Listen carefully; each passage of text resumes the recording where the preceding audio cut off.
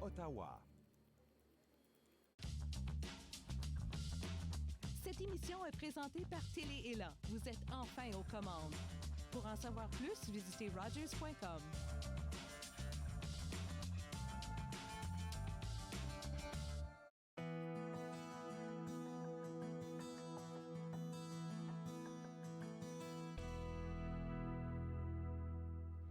Bonjour et bienvenue à De Lumière et d'être.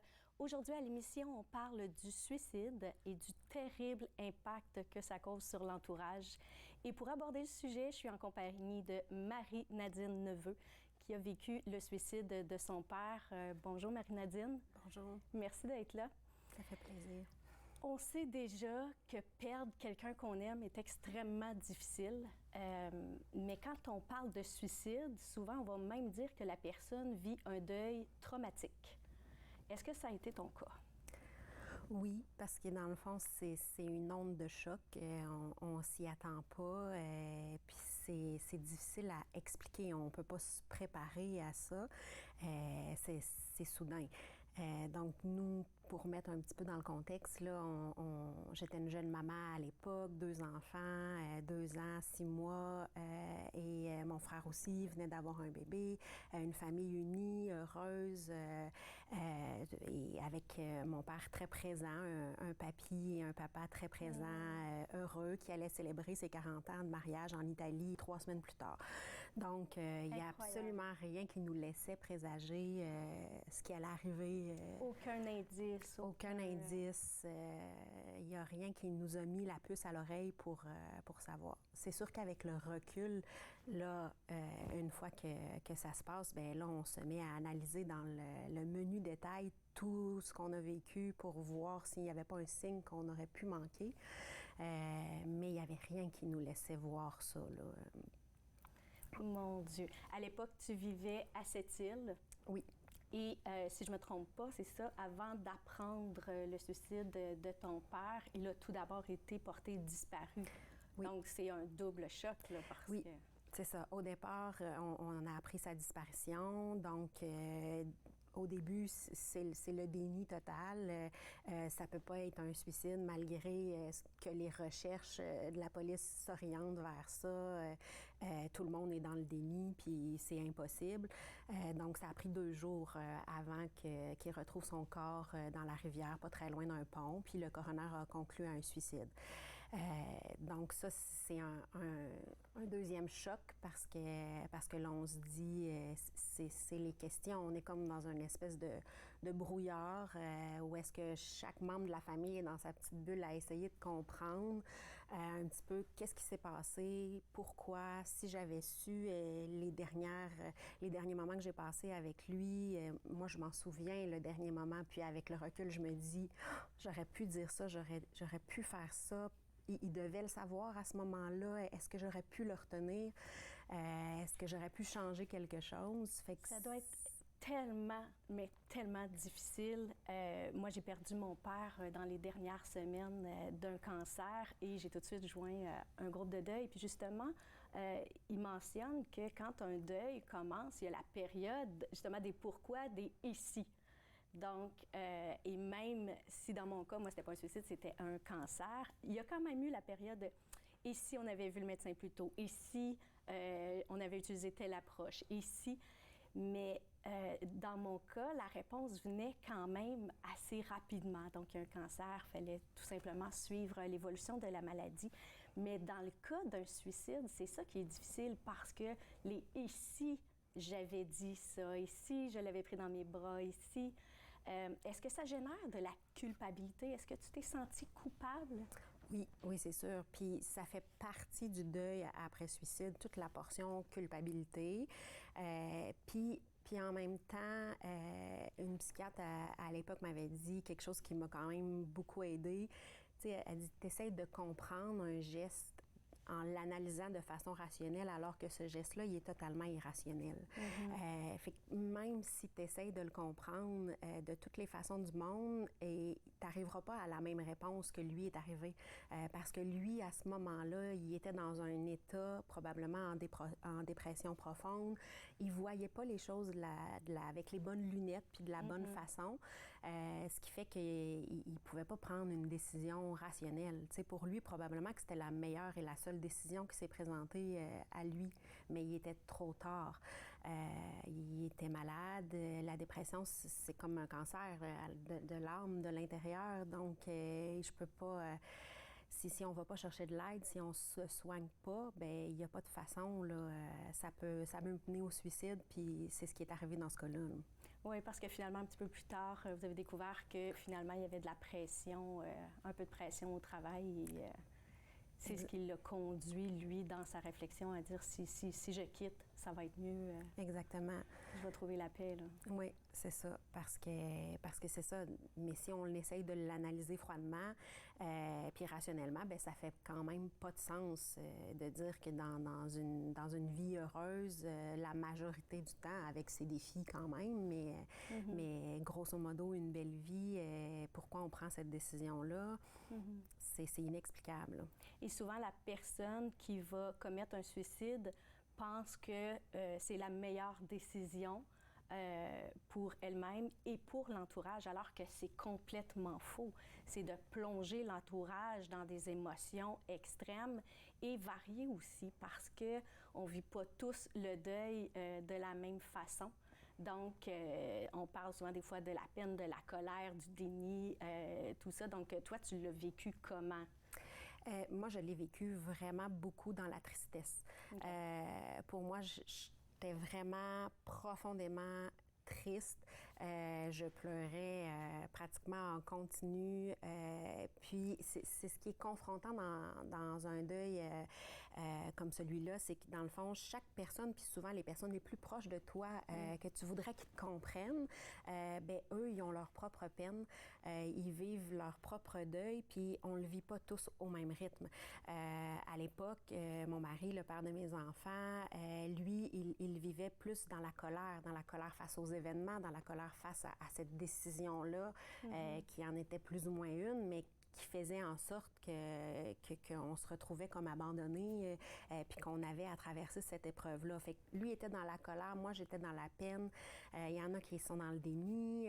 Donc, inévitablement, j'imagine que ça fait aussi des disputes dans le couple, parce que si toi, tu es dans la peine, tu as probablement beaucoup de difficultés à gérer la colère de l'autre. Et si l'autre est dans la colère, a probablement beaucoup de difficultés à accueillir la peine aussi. Oui. Ça crée une distance, ça, inévitablement? Oui, inévitablement. Nous, ça a juste accéléré le processus. Puis 4 mois après le suicide de mon père, ça nous a mené à la séparation. Donc, là, ça a été... vécu le suicide de ton père, 4 mois plus tard, le départ du père de tes enfants. Ça a dû être terrible. Oui, là, ça a vraiment... C'est à ce moment-là que j'ai touché le fond du baril, comme on dit, là, avec 2 jeunes enfants, me retrouver comme ça avec un projet de vie qui tombe, c'est un autre deuil. Et là, je suis tombée en dépression profonde à mon tour, et puis pas capable de sortir du lit, pas capable de manger, de se laver, juste les petits gestes du quotidien, de jouer avec ses enfants, d'en prendre soin, malgré que c'est ce que j'aime le plus au monde, mes enfants, puis que c'est ces 2 petits bébés miracles de fécondation in vitro. J'ai tout donné pour les avoir, ces enfants-là, mais à ce moment-là, c'était juste trop. J'étais plus capable de fonctionner. T'es plus capable de toucher à cette fibre-là du miracle. Oui. T'es plus capable de savourer ça. Donc, t'es dans un brouillard total. Tu manges plus, tu te lèves plus. Ça doit être extrêmement difficile à vivre, parce que dans le fond, c'est toute la définition de la famille qui tombe. Oui, puis c'est difficile pour les autres, pour l'entourage, de comprendre aussi. À l'époque, ma sœur est déménagée à la maison pour m'aider avec les enfants. Puis quand je vous dis qu'on vit le deuil à différents moments, elle, maintenant, ça va faire 7 ans que mon père est décédé, puis c'est cette année qu'elle l'a vécu, sa dépression, puis son deuil, puis tout ça. Puis elle m'a rappelé pour me dire « Je m'excuse, Marie, parce qu'elle dit à l'époque, j'ai voulu te dire, tu sais, sors du lit, brasse-toi, tes enfants sont là, vas-y, tu sais, qu'est-ce que tu fais? Puis là, elle dit, je comprends aujourd'hui que tu n'étais pas capable. Même si j'essayais, tu n'étais pas capable. Fait que je pense que si on le vit pas, c'est extrêmement difficile de comprendre dans quel état la personne se trouve. Bien, c'est ce qu'on dit dans le deuil aussi, hein, que si on est dans le déni, qu'on camoufle, qu'on fait du transfert ou qu'on se lance dans le travail à corps perdu pour oublier tout ça, que tout ça est latent finalement. Puis que ça nous rattrape à un moment donné ou à un autre, puis il va falloir faire face à ce carrefour de vie-là qui a littéralement changé les choses de façon définitive, parce qu'un suicide, c'est irréversible. Donc, toi, tu dois subir et vivre les conséquences du choix de ton père et de redéfinir ta famille à toi, là. Exactement.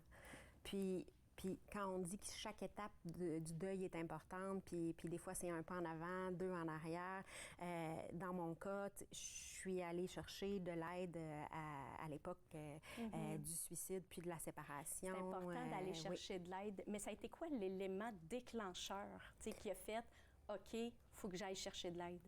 Bien, je dirais que dans le fond, c'est difficile avec le recul de trouver exactement l'élément déclencheur, mais en y pensant, il y a eu un moment où ma mère a dit « Là, je te donne pas le choix, là. Je t'embarque dans la voiture, puis on s'en va sans les enfants, on part toutes les deux, mère-fille, on sort de cette bulle-là, puis on s'en va en voyage. » Et ça a duré quelques jours. Le voyage était horrible là, pour moi. Là. On s'entend, j'étais totalement paniquée, puis je voulais pas. Parce que toi, on t'a sorti du lit, là. Fait que c'était un 3-4 jours de vacances forcées. C'est ça, exactement. Et loin des enfants aussi. Et loin des enfants pour la première fois de ma vie. Sauf que je pense que c'est ça qui a allumé l'étincelle pour dire je peux pas vivre sans ces enfants-là, puis il faut que je m'accroche pour eux. Fait que ça a été la première étincelle de dire, bon, là, je vais chercher de l'aide. Ça s'est fait à ton retour? Oui, à mon retour. Je vois le médecin, je commence la médication, je vois le psychologue.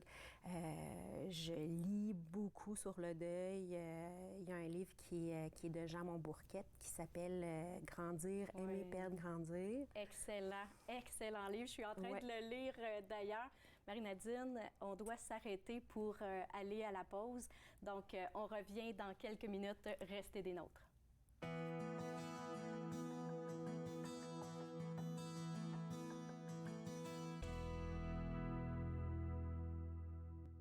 Êtes-vous préoccupé par la quantité d'alcool consommée par une autre personne? Vous sentez-vous habituellement fâché, confus, déprimé ou mal aimé? Pensez-vous que si la personne qui boit vous aimait, elle cesserait de boire? Si vous avez répondu oui à une de ces questions, vous n'êtes pas seul. Toutes les personnes qui se sentent emprisonnées par l'alcool ne sont pas des alcooliques. Les familles et les amis souffrent aussi. Alanon ou Alatine peut vous aider. 1-888-4-ALANON ou visitez alanon.org. Lundi, pour l'Action de grâce, nous vous proposons une émission en reprise avec des informations intéressantes. Nous allons discuter avec notre amie Ginette Gratton de la Maison Marie-Louise qui nous parlera de la nouvelle identité visuelle de cet organisme. Jean-Paul Moreau, notre chroniqueur musique, sera aussi avec nous dans cette émission en reprise. On se voit ce lundi. Entre nous, en semaine, 11, 18 et 22 heures sur TV Rogers. Dans la prochaine émission, on découvre Miss Courageuse, une TikTokeuse amputée au bras qui inspire plus de 63 000 personnes quotidiennement sur ses plateformes sociales. Suivez-moi, jeudi 20h sur TV Rogers.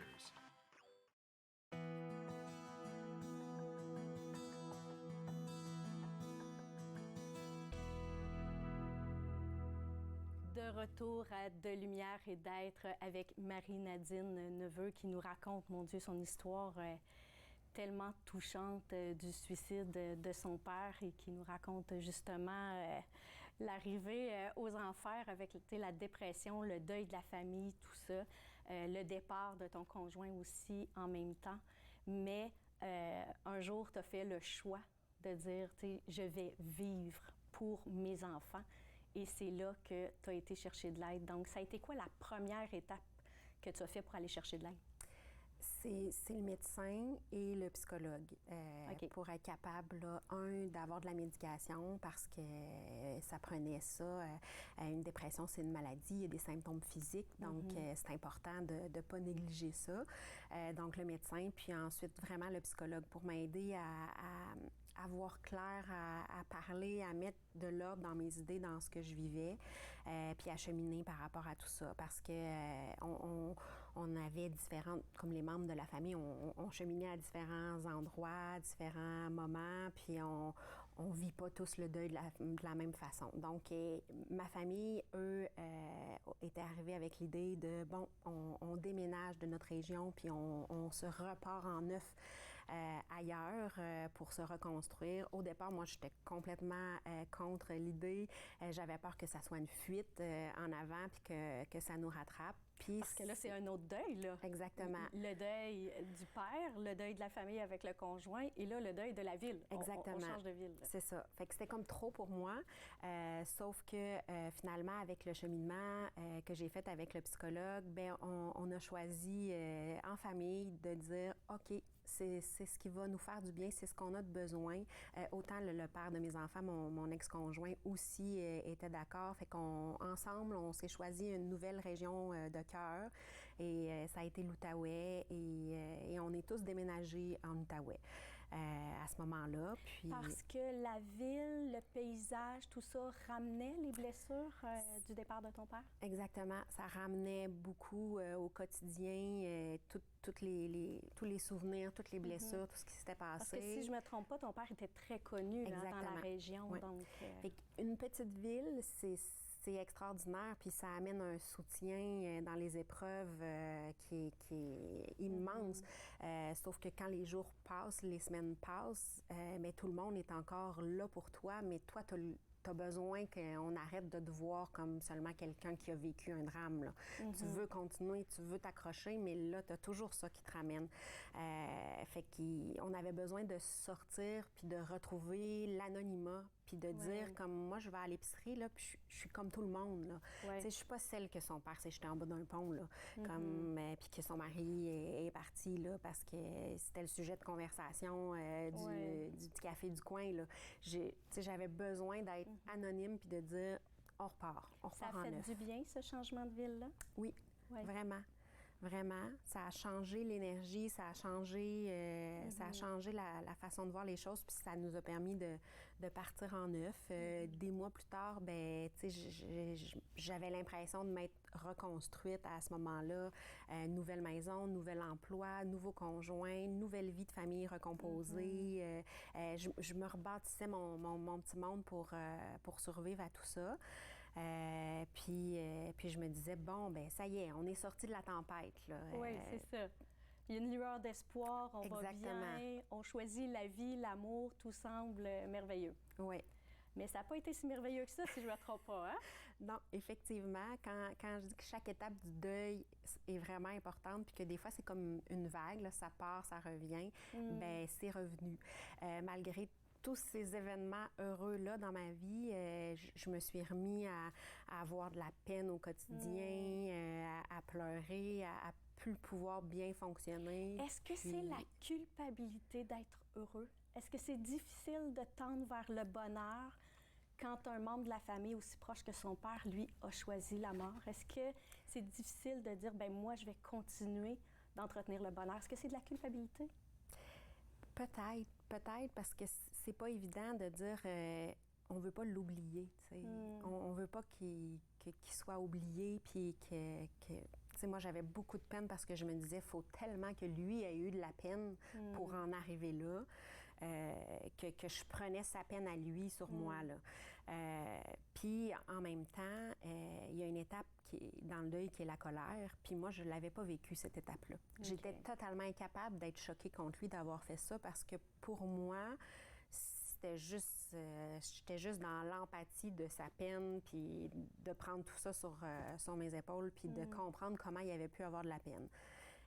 Mais il a fallu que je me choque, puis pour ça, il a fallu que j'aille chercher d'autres d'autres moyens pour m'aider parce que là, je suis retombée en dépression. À nouveau, malgré tout ce qui se passait autour de moi, bien là, j'avais pas le choix parce que... il y avait quelque chose de pas réglé, là. Donc, le fait d'avoir basculé dans la peine à nouveau, malgré la sensation de s'être reconstruit une vie puis un petit bonheur. Donc, dépression, mais là, tu es rendu en Outaouais, donc tu vois un autre médecin, puis tu recommences des démarches. J'ai recommencé des démarches, médecin, une nouvelle psychologue qui m'a fait faire vraiment une démarche différente au niveau du deuil, où j'écrivais des lettres à mon père. C'est ce qu'elle t'a suggéré d'écrire? Oui, je lui écrivais des lettres, puis à chaque semaine, quand je la voyais, elle provoquait les choses. Des fois, ça venait me bousculer, mais l'idée était vraiment qu'il fallait que je sois capable d'être choquée du geste, là, puis de dire à mon père qu'est-ce que ça avait fait comme raz-de-marée dans notre vie, là, puis... Oui, parce que de façon tout à fait légitime, hein, tu avais le droit d'être en colère, de dire, bien, par ton geste, tout ça s'est écroulé aussi, là. Exactement. Puis j'ai aussi découvert ce qui m'a le plus aidé dans tout ce processus-là, un groupe d'entraide de proches qui ont vécu le deuil par suicide. Puis... c'est un groupe d'entraide spécifique pour les gens affectés par le suicide d'un proche. Exactement, parce que chaque deuil est important, puis chaque deuil est difficile à vivre, mais un deuil après suicide a certaines particularités, la culpabilité, on en parlait tantôt, puis l'incompréhension, là. Fait que ça, j'avais besoin de le vivre, puis d'en parler avec des gens qui comprenaient. Puis j'étais pas capable de le faire avec les membres de ma famille parce qu'on était tous comme en confrontation de nos étapes de deuil. La blessure, puis de la blessure. est à vif aussi. Exactement. Tandis que de se retrouver dans un groupe de personnes qui l'ont vécu, puis c'est un groupe très disparate, là. Il y en a que c'est leur père, leur mère, leur frère, leur sœur, leur fille, des gens qui ont vécu des deuils qui datent de 8 mois, 2 ans, 15 ans. Ça dépend toujours à quelle vitesse on est prêt à faire ce cheminement-là, mais ce groupe-là a changé complètement les choses, là. Entre nous, il s'est rapidement créé un lien vraiment fort où chacun se supporte puis se comprend. C'est ça que ça brise l'isolement aussi, hein? Parce que même si on est entouré, hein, que ce soit par la famille, les amis ou le travail, on peut être entouré, mais se sentir extrêmement seul. Exactement. Parce que c'est ça, on ne parle pas le même langage, on n'a pas vécu la même expérience. Donc là, avec ce groupe-là, tu avais l'impression d'être entendu, reconnu dans ce que tu avais vécu, là. Exactement. Puis chacune des histoires de chacune de ces personnes-là venait m'aider à comprendre un petit peu plus mon histoire, puis à avancer là-dedans. C'est un beau groupe d'entraide où est-ce que chaque personne se soutient, puis c'est la démarche d'en parler aussi. Hein. Dans un groupe d'entraide, c'est beaucoup ça. À chaque semaine, on va parler. Plus on parle, en tout cas pour moi, ça a vraiment aidé. Plus j'en ai parlé du suicide, de tout ce que j'ai vécu, plus j'ai l'impression d'avancer puis de... Ça libère? Ça libère. Ça libère d'un poids. Exactement. Exactement. Les premières fois qu'on se met à en parler, bien, c'est les larmes, puis il n'y a rien qui sort, c'est juste la peine. Mais plus on en parle, plus on chemine, puis c'est libérateur, là. Fait que ça, c'est à travers le groupe d'entraide aussi qu'on le voit, là. Donc, j'imagine que dans ce groupe-là, toi, tu es soutenu, mais j'imagine aussi que tu soutiens les autres aussi à travers tout ça, là. Oui, exactement, parce que dans le fond, les histoires de chacun s'entrecoupent, puis ça nous aide aussi. Un jour, il y a une des dames du groupe qui avait perdu son fils. Elle avait un autre fils, puis elle me disait, si j'avais pas entendu ton histoire, à quel point perdre un parent, ça vient complètement chambouler ta vie. Elle dit, je ne sais pas si je serais encore là aujourd'hui, tu sais, mais là, elle dit, il faut que je sois là pour mon garçon, celui qui reste, tu sais. Parce qu'elle était tellement affectée par le suicide de son fils qu'elle a pensé aussi elle-même s'enlever la vie. J'ai déjà rencontré un psychologue aussi qui m'avait dit, quand un parent s'enlève la vie, des fois, ça donne un exemple aux enfants de dire, bien ça, c'est une possibilité. Donc, est-ce que ça t'a impacté, toi, dans ton rôle de parent, de dire, OK, je vais soutenir mes enfants, puis parler du suicide, puis parler de cette réalité-là. Oui, parce que plus on en parle, plus on risque de sauver des gens. Moi, je me suis dit, c'est tabou. Les gens, souvent, veulent pas qu'on en parle. La dépression, la maladie mentale, le suicide, c'est difficile, c'est un sujet lourd. Sauf que si on peut sauver une seule personne, je me dis que ça ne sera pas arrivé pour rien. Fait que oui, j'en parle souvent. Puis j'ai déjà commencé à en parler avec mes enfants, même si présentement ils ont juste 8 et 10 ans. Ils posent des questions, puis on y va à leur rythme pour comprendre où est-ce qu'il est papy, qu'est-ce qui est arrivé à papy, pourquoi il est parti si vite, puis pourquoi maman a de la peine. Donc, on l'explique, puis c'est important d'en parler parce que c'est sûr que comme famille qui a vécu un suicide, dans les statistiques, il y a plus de chances. Oui, c'est ça. Puis malgré toute la douleur, puis que je sais que ça crée, n'empêche que quand tu es en dépression profonde, là, ça peut apparaître comme une porte de sortie. Là. C'est tellement difficile à vivre que là, tu peux te dire, j'ai juste le goût de tout lâcher parce que je suis plus capable. C'est là que le fameux adage arrive en disant, faut pas choisir une solution permanente à un problème qui, lui, n'est pas permanent, là. Exactement. Puis tu sais, il y a des gens qui me disent, ben non, moi, ça pourra jamais m'arriver, j'ai des enfants. Fait que je vais rester pour mes enfants. Ben mon père avait des enfants, puis il les aimait plus que tout au monde. Ça, j'en douterai jamais. Sauf qu'il arrive un moment, si on va pas chercher de l'aide assez rapidement, ou est-ce qu'on s'en va trop loin dans la dépression, puis là, rationnellement, la seule solution ou une des seules solutions qui apparaît, c'est celle-là. Fait que quand alors qu'il y a des outils dans la vie et que c'est possible de choisir le bonheur, de choisir l'entraide, choisir de tendre la main. T'en es la preuve vivante. Très rapidement, Marie-Nadine, quelle est la différence entre la Marie-Nadine qui a vécu le suicide de son père et la Marie-Nadine d'aujourd'hui après toutes ces démarches-là? Bien, je dirais que maintenant, j'ai encore plus confiance en la vie puis au bonheur. Avoir traversé tout ça puis être heureuse aujourd'hui, ça me fait... Tu sais, maintenant, je rencontre une difficulté puis je me dis, j'ai déjà traversé pire, là, je vais être capable, puis il y a du beau qui s'en vient en avant. Fait qu'il y a cette étincelle-là de bonheur qui est là. Puis ça fait en sorte aussi que je suis différente.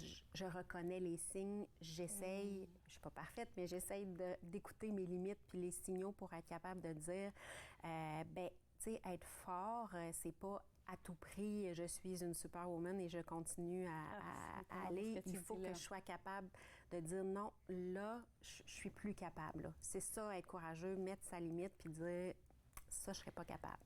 C'est magnifique, Marie-Nadine. Merci d'avoir été là. Merci de nous rappeler l'importance qu'être fort, c'est aussi demander de l'aide. Merci de nous inspirer par la force de vie qui t'habite, puis de lâcher prise sur les petits tracas du quotidien, puis de se dire, bien, le bonheur est là. Donc, à vous à la maison, j'espère que vous avez aimé. Et si vous vivez des difficultés présentement, n'hésitez pas à tendre la main et à joindre des groupes d'aide. Et si vous avez vécu le suicide d'un proche, c'est important aussi de choisir la vie, le bonheur.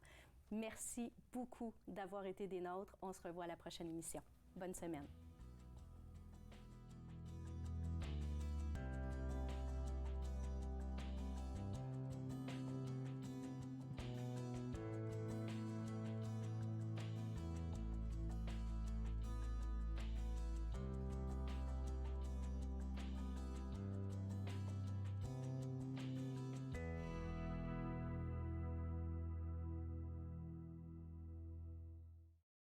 Faites-nous part de vos commentaires en composant le 613-521-2323 par courriel sur Facebook et Twitter.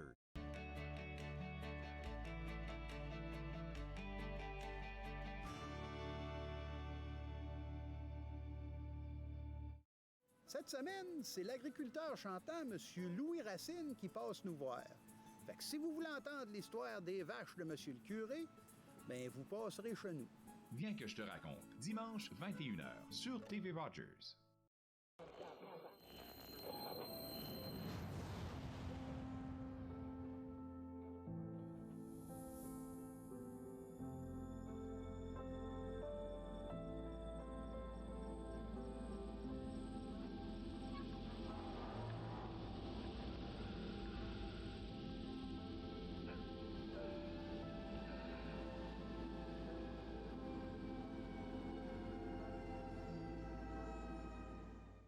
vous qui pensez ne pas pouvoir bouger, regardez l'émission Restez actif pour la santé avec moi, Joanne Sheridan, tous les jours sur les ondes de TV Rogers. Restez actifs en semaine, 15h, sur TV Rogers.